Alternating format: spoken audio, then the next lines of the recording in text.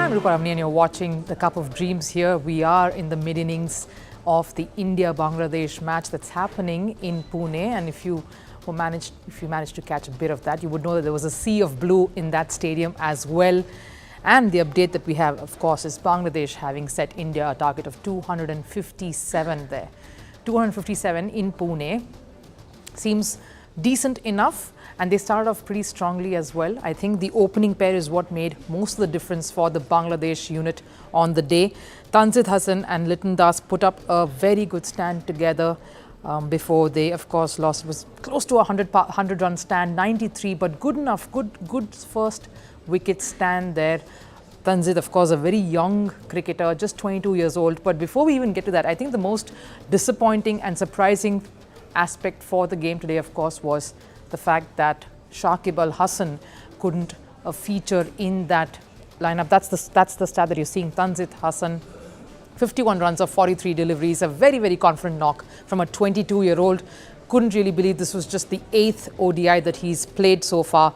Very, very strong performance there by him. But as I said, the shocking aspect of the whole performance, the most disappointing aspect of the match being that Shakib Hasan didn't captain. He apparently picked up an injury and he didn't even come for the toss, and that's when we got to know that he would be sitting out of this particular match. So that is a bit of a blow for Bangladesh, not having their key all-rounder, their captain in this match. And also we don't know how serious it is, how many matches he would be missing for the Bangladesh squad. So that's a bit of a disappointment for the team straight away.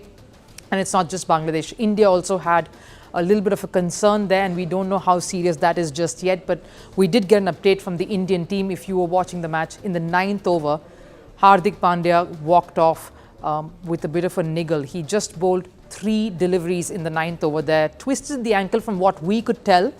We don't know the severity of it. We don't know how serious it was. The pictures that you're seeing is exactly how it looked.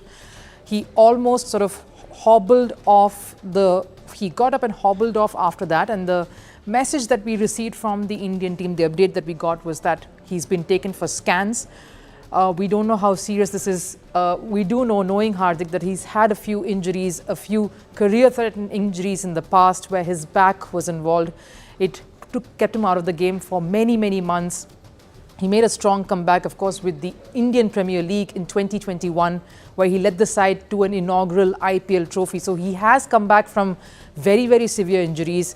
We don't know exactly the extent of this one, though. So this is a bit of a concern for India. Of course, the lighter side of it is that we saw Virat Kohli finishing that over with 3 deliveries. He hasn't really bowled in a long time. That was a bit of a heartening visuals, but this had to be very, very disheartening for sure.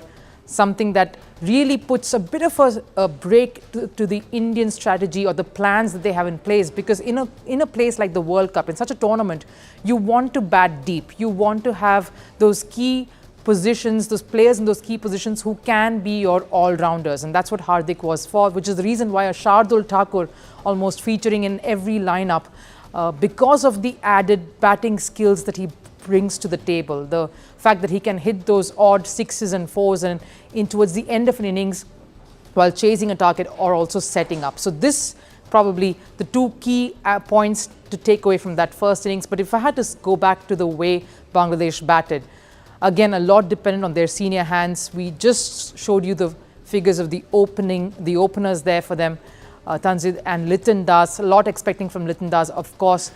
Could have probably gone on. He looked good to score 66. A lot was expected out of him. 66 of 82 deliveries. Again, a very, very strong start by him. Could have stayed there a little longer to shepherd the innings some more, but that wasn't to be. And I think that is all the positives from the top order. If you looked at the Bangladesh batting, they did have a good sort of innings, a good sort of support in the low down the order when Mushfiqur Rahim and Mahmudullah came in and batted little later to set a commanding total for them. Mahmudullah scoring 46. In fact, he was the last wicket to go, couldn't complete his half-century. Mushfiqur Rahim, these are senior hands, and they stood their ground there to get Bangladesh to a respectable total.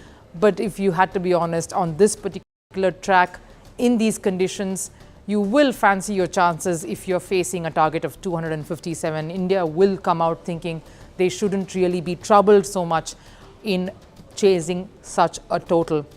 If I have to talk about the bowlers for India, again, can't really go beyond someone like a Jasprit, Bumrah, always leading from the front. Just picked up the second wicket here in the last over, smiling, looking confident, coming back from an injury. Really didn't feel like he was in any sort of a trouble. And of course, from the confidence that he had and he showed in the previous match against Pakistan, just sort of carrying that forward. Also, Mohammad Siraj, both of them giving them the other pacer who gave good support.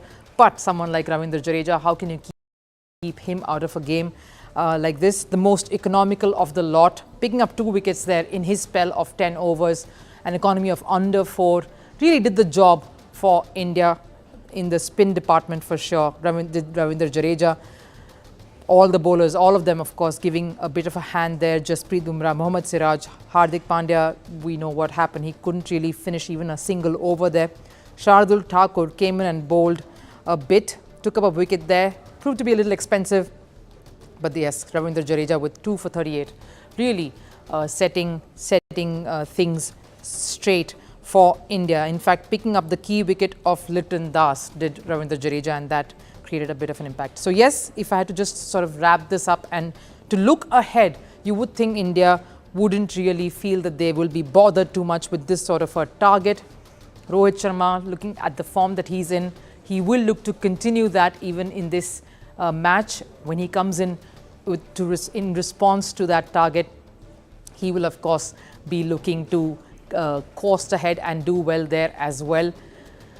And we're speaking of the batting then, so obviously Rohit Sharma and company will be looking to clear this target with ease. I think that's what would be the latest from Pune there. But as of now, that's what we're bringing to you. That's the target. 257 is what we have the target right now for India, and that's what the latest would be, and they would look to coast pretty easily here before they head to Dharamshala, which is where we will be as well to catch India's next campaign against New Zealand. Can't take anything lightly. We know we've seen a couple of upsets this week already with Netherlands and Afghanistan, shocking two of the best teams in the tournament in South Africa and of course England. But yes, India would know, and as Virat Kohli also came out saying, you can't take any team too lightly, so they will be putting their heads down to try and chase this over. That's what we're calling it. We'll of course come back and give you lots more as you keep following our coverage of Cup of Dreams here on First Sports, and we'll see you in Dharamshala soon enough.